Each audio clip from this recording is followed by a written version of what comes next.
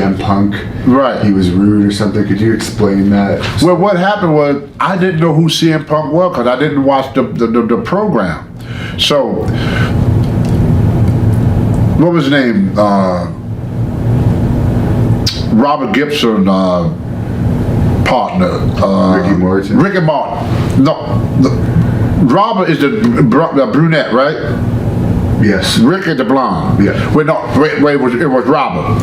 Robert was working there then. He was working for the officer. He picked me up at the airport, and I did a speech for the wrestlers. Then I was done. Then after the show, Robert Gibson came to me. He said, "Tony, I want you to go out there and straighten the boys out." He said, "Especially that one with the tape."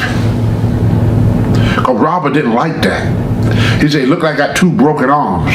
He said, "I don't like all that tape because CM Punk would put tape." Well, I didn't know that he was the ECW champion. So when he was setting up there, so the guys were going by talking to him, and he was just being nice.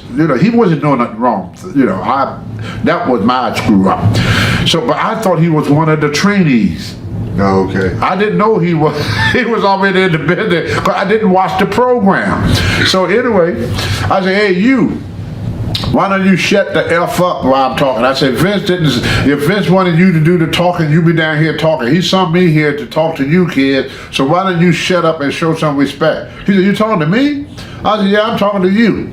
He said, "Well," he said, "a lot of that stuff you're talking about ain't gonna work today."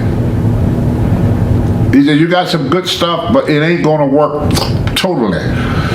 And I said, "What the hell you know about it? I sold out Madison Square Garden." I started talking to them. And I said, "I tell you what, if you think that what I did is so old-fashioned, why don't you come down here and I get in the ring with me? I kick your ass." I said, "Either come down here and get in the ring with me or shut the hell up." So he was quiet. So the next day, I was going to Florida because they were just starting the school in Florida, and Steve Kern was there.